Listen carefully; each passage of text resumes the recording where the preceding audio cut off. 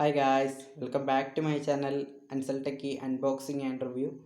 Guys, നമ്മൾ ഇന്ന് unbox ചെയ്ത് റിവ്യൂ ചെയ്യാൻ പോകുന്നത് HP 250 G8 എന്ന് പറഞ്ഞ ലാപ്പാണ്.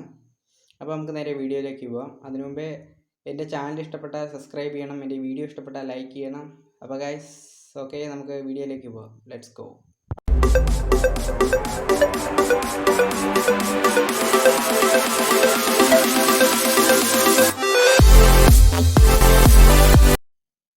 ഓക്കെ ഫ്രണ്ട്സ്, അപ്പം നമ്മുടെ ലാപ്ടോപ്പിൻ്റെ ഓവറോൾ ലുക്ക് നോക്കുവാണെങ്കിൽ നല്ല സ്റ്റൈലിഷ് ലാപ്ടോപ്പാണ്. ഇതിൻ്റെ ബോഡി എന്ന് പറയുന്നത് പ്ലാസ്റ്റിക് ആണ്. അതുകൊണ്ട് തന്നെ തറയിൽ പോയാലും വലിയ കുഴപ്പം കാണില്ല.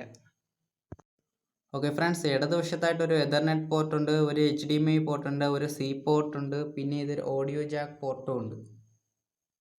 ഓക്കെ ഫ്രണ്ട്സ്, അപ്പോൾ ഈ ലാപ്ടോപ്പിൻ്റെ വലതുവശത്തായിട്ട് ഒരു ചാർജിങ് പോർട്ട്, രണ്ട് USB പോർട്ടുണ്ട്, പിന്നെ ഒരു SD കാർഡ് റീഡർ ഉണ്ട്. ഓക്കെ ഗൈസ്, അപ്പോൾ നമ്മുടെ ലാപ്ടോപ്പിൻ്റെ സ്ക്രീൻ നോക്കുവാണെങ്കിൽ full HD anti glare display ആണ്. കീബോർഡിന് തൊട്ട് മേലെയായിട്ടാണ് സ്പീക്കേഴ്സ് വരുന്നത്. നല്ല സൗണ്ടുള്ള സ്പീക്കേഴ്സാണ്. പിന്നെ കീബോർഡിലോട്ട് വന്നു കഴിഞ്ഞാൽ ന്യൂമറിക് കീബോർഡ്സ് ഉണ്ട്. നല്ല ക്വാളിറ്റിയുള്ള കീബോർഡ്സാണ് ഗൈസ്. ഓക്കെ ഗൈസ്, അപ്പോൾ നമുക്കിനി ലാപ്പ് ഒന്ന് ഓണാക്കി വെക്കാം.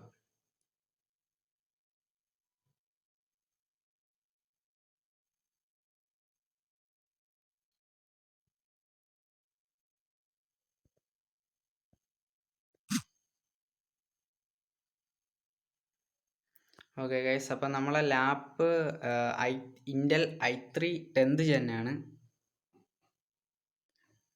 ഇതിൻ്റെ റാം 8 GB റാമാണ്, 512 SSD ഉണ്ട്. നമ്മളെ ലാപ്ടോപ്പ് നല്ല ഫാസ്റ്റ് ബൂട്ടിംഗ് ആണ്. ഇതിൻ്റെ പ്രൈസ് വരുന്നത് 47,000 ആണ്. ഓക്കെ ഗൈസ്, അപ്പോൾ ഇതിൻ്റെ രണ്ട് വേരിയൻ്റ് ഉണ്ട്, 4GB and 8GB. 4GB 1TB ഉണ്ട്, 8GB. ആൻഡ് ഗൈസ്, നിങ്ങൾ ഏത് ലാപ്പ് എടുത്താലും SSD എടുക്കാൻ നോക്കുക. HDDനേക്കാളും ബെറ്റർ SSD ആണ്. GB 512 SSD ഉണ്ട്. അപ്പം നിങ്ങൾ ജസ്റ്റ് 4GBൻ്റെ വാങ്ങുന്നതിനും ഒരു കുറച്ചും കൂടെ ക്യാഷ് മുടക്കി കഴിഞ്ഞാൽ 8GBൻ്റെ എടുക്കാൻ പറ്റും. എൻ്റെ ഒരു പേഴ്സണൽ ഒപ്പീനിയൻ 8GB.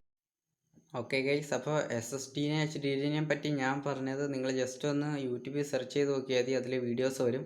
അല്ലെങ്കിൽ ഞാൻ തന്നെ വരുന്ന ഏതെങ്കിലും ഒരു ദിവസം HDDനെ SSDനെ പറ്റി വീഡിയോ ഇടാം.